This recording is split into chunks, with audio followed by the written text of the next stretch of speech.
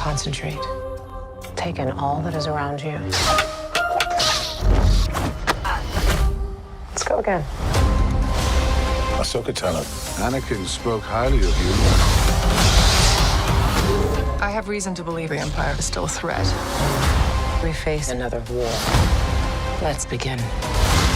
Get ready. Nice trick. Got any more? Welcome back, everyone. It's Charlie. This is The Way. We've got a bunch of Ahsoka Episode 4 trailer footage to break down. There's a bunch more Easter eggs and references. There's a lot of questions that they're starting to answer, too. A lot more Anakin Skywalker references as well. If you're brand new to the channel, I'm doing videos for all the episodes. Be sure to subscribe to get them. We're also in the middle of that Star Wars Echo Doc giveaway. I'll name a winner during this video, too. Careful for spoilers for Episode 3 if you haven't seen it yet, but a lot of the episode was dedicated to setting up all the big lightsaber fights that they'll be having during Episode 4. Like now it's finally time to rumble a whole bunch of rematches. This is where the fun begins. The other big thing is that Episode 4 is like the halfway point in the series. It makes sense that that would be a much bigger episode where they pay off a lot of things, answer at least some of the big long-running questions and teasers like, who is Marrok's character really? What's really going on with Ezra Bridger? When are they going to bring Thrawn back for it? Like, when will they actually show him on screen? And what are they going to do with Jason Syndulla, who's also Force sensitive? At the end of Episode 3, Baylan Skoll had just ordered pretty much all their forces to hunt down Ahsoka and Sabine and kill them. Based on the trailer footage, pretty obvious that they take off running from her ship into the forest and use that for cover, and they might be just taking out all the unnamed mercenaries first before they set up the big rematches of lightsaber fights. The way they're framing these fight scenes too, you can actually see both of their fights going on at the same time in the woods. Like they switch perspectives, you could see the other fight in the background. Sabine having a rematch with Shin Hati. I know there's tons of questions about her surviving that lightsaber stab in Episode 1, way more than I expected. But I think the idea here is the whole PG-13 rating on Phantom Menace with Qui-Gon Jinn dying because he got stabbed in what looked like the stomach, so like wouldn't he be able to survive? Because that's the whole idea with all these characters in present day surviving the lightsaber stab. Oh, it happened in the stomach, wasn't a critical organ, it cauterized the wound, so as long as they were near a Bacta tank or a medical droid, they could have survived that. But then you have all the funny memes about Qui-Gon Jinn being like, no, we're on Naboo, like, apparently there's no Bacta tanks on here, there's no medical droids around, so we're just gonna have to let you die. Probably what happened is that George Lucas and the Star Wars people at the time when they were making Phantom Menace were worried about the PG-13 rating and didn't want it to get rated R, like something more hardcore, because if he got stabbed in a grislier way, to make it more clear that he was stabbed in a critical organ. It's one of those problems you run into where movies are made for like general audiences, like they wanted kids to be able to go see the movie, so they didn't want it to be too crazy. I remember seeing the Deadpool movie, which is obviously very clearly rated R, with a bunch of families and young kids going to see it because it was a superhero movie. But then you get to all those scenes of Deadpool doing all this really, really over-the-top crazy stuff that you would never see in a PG-13 movie, and just families walking out left and right just because it was so crazy. And back in the day, George Lucas wanted Qui-Gon Jinn to die, but didn't want the movie to be rated R. The other funny thing about that too is that Darth Maul got chopped in half by Obi-Wan Kenobi's lightsaber and still survived. But that was George Lucas, according to Dave Filoni, who brought him on to do the Clone Wars, like he was hired to do the Clone Wars series and said, we're bringing Darth Maul back. Like George Lucas had already decided to bring Darth Maul back when Dave Filoni was hired. So when it came to his character, it was kind of more of a hand-wavy thing, like, you know what, we want him back for the series, so we're just going to say that he survived. Either way, Sabine in present day still vastly outmatched by Shin Hati, who's just had way more training than her recently, so I think the best outcome for her in this rematch is that she doesn't get stabbed again and manages to hold her at bay. Maybe they wind up paying off Ahsoka's lesson about how the dark side of the Force can make you physically a more powerful fighter, but also clouds your mind, unbalances you, leaving you more prone to attacks. So Sabine might be able to land a couple small blows on her or two, enough to allow her to escape. Right now, just based on the way they're plotting the series out, pretty sure that Shin Hati will be in most of the episodes. Marrok, we'll see. It depends on who the character winds up being. Ahsoka is not one to show that much mercy, especially to Inquisitors. Marrok surviving his rematch with her is completely dependent on whether or not he's going to wind up being a huge twist reveal character. Right now, there are all the Sam Witwer theories. I don't expect him to be a version of Starkiller, even though Sam Witwer just did a long Q&A where he talked about Starkiller being an Inquisitor who Darth Vader secretly trained as an apprentice, and he shows up in these other additional voices during all the episodes, and Marrok's voice does sound a little bit like a modulated version of Sam Witwer's voice. As you wish. Any sign of them? Nothing. discuss the concept of Starkiller as an Inquisitor. Like, well, I know that Dave at one point, when he was doing Star Wars Rebels, thought about including him as an Inquisitor. Figure out how to fit a story around it, but the main ingredients would have to be that you'd have to have a personal relationship between Vader and the Apprentice. Totally fun to listen to him talk about Star Wars minutia. He's a way bigger fanboy than a lot of the people who actually work on Star Wars. He said that he even got the job as the voice of Darth Maul back in the day doing Clone Wars because he corrected Dave Filoni during his audition about some of the canon, some of the character details, and he thought that he messed up at the time, like, oh no, I shouldn't have said anything, they're gonna hate me. But Dave Filoni was like, you're perfect, you're hired.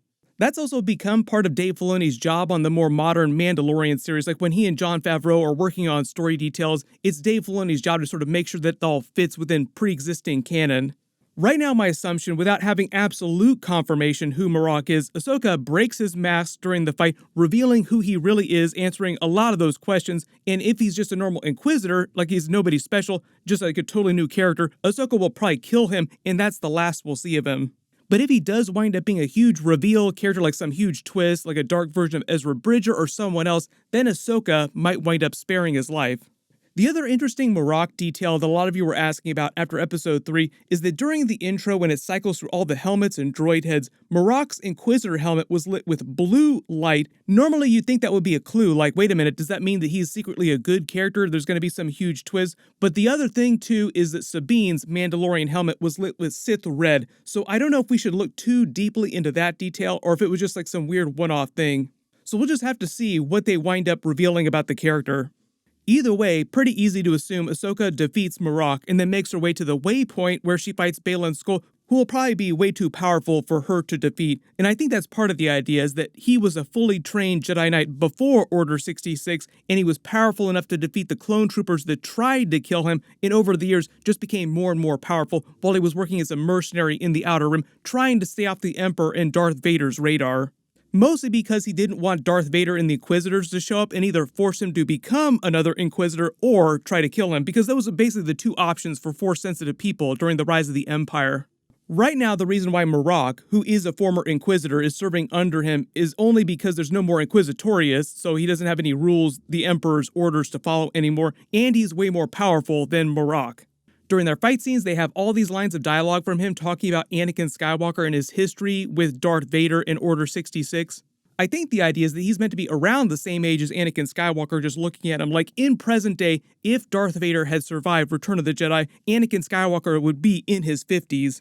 But after Order 66, I think the idea is that Baylan Skoll did not agree with the Sith way of thinking, didn't want to have anything to do with Darth Vader or the Emperor, so he just stayed off of their radar, but he does still lean a bit dark side, like he's a little more like the Bendu. The difference with the actual Bendu character from Star Wars Rebels, who was played by Tom Baker from Doctor Who, that was actually a pretty cool Easter egg when it actually aired, is that he's meant to be a true neutral type of character, both the light side and the dark side in equal amounts. Jedi and Sith wield the Ashlar and Bogan, the light and the dark. I'm the one in the middle, the Bendu. Baylan Skoll and Shin Hati's lightsabers are orange, meaning that they're probably leaning a little bit more dark side than that. The other side of that equation would be characters like Ahsoka, for instance, and Grogu, who don't believe in all the Jedi Order's rules, like she was arguing with Hu Yang about that the last couple of episodes, particularly in Grogu's case too when it comes to attachment. They've basically been trying to use the last couple of seasons on The Mandalorian to show you that it's okay to have attachments in relationships and still be a light side Jedi, like still be a good person. They kind of got into this during the Legends canon with Luke Skywalker and Mara Jade, who was also a big part of the Thrawn trilogy, or the original Thrawn trilogy. Not expecting Mara Jade to show up in present day, but I know a lot of people keep asking about that every time there's a new Star Wars show or they announce the Thrawn movies. The idea was, though, is that Luke Skywalker actually got married to her and had a son, Ben Skywalker, named after Obi-Wan Kenobi. So Legends Luke was a little bit more like Grogu in that way, like he does recreate his own Jedi Academy, but it's not strictly based on the exact teaching and rules of the original Jedi Order. They take things in a completely new direction, which is kind of what they're doing with some of these other characters, like Grogu.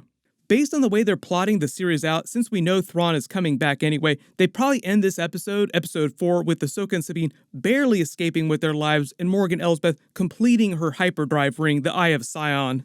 They probably at least begin the process of bringing Thrawn back, but I'm not expecting to see him till a little bit later in the series.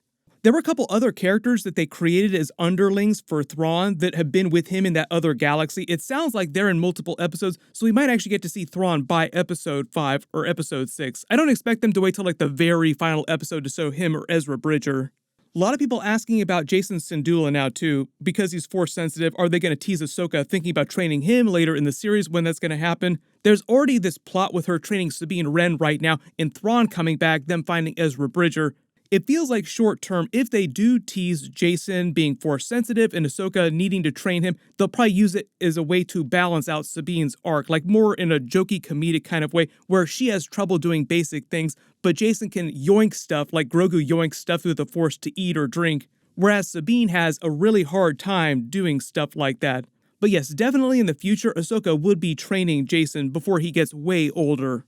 Dave Filoni said when they introduced the character at the very end of Star Wars Rebels, he didn't completely have an idea of what the Star Wars people wanted to use the character for or what they planned for him in the future, only that they wanted him to exist. Like, okay, we'll just figure this out with the character, what we're going to do with him much, much later. Now we're getting to much, much later. They can just continue with this character in present day, or they can recast him with a much older version in the events of the sequel movies, like he could be in those sequel movies as a Jedi Knight. Since there's so many Anakin Skywalker references in these last couple of trailers, especially in this upcoming fight with Baylan and Skoll, we'll probably get an Anakin Skywalker actual cameo scene pretty soon, but that might not be till episode 5, because that's kind of the way they paced out the Obi-Wan Kenobi series too, where they had a bunch of references to Anakin, like they had Darth Vader too, because of the plot of the Obi-Wan Kenobi series, but they had a bunch of Anakin references before they actually had an Anakin flashback. The big difference this time, though, is that they've never actually done a live-action scene with Anakin and Ahsoka together. Supposedly, they also cast the different actors to play a much younger version of Ahsoka, so we'll see about that. That's just a rumor. The only other big thing, too, is what's really going on with the Purrgils, the space whales. It just feels like they're going to be a much bigger part of the plot in the second half of the series. And if you spotted any other Easter eggs or references in the trailer footage that I didn't talk about in the video, just write them below in the comments. My full episode 4 video will post next week after they release it. Congratulations to Gary from Brooklyn. You're the giveaway winner for my last big Star Wars episode. Please email me on the About page of my channel so I can get your contact details. Click here for my full Ahsoka episode 3 video and Easter eggs, and click here for all my Ahsoka episode videos. Thank you so much for watching. Everyone stay safe, and I'll see you guys in the next one.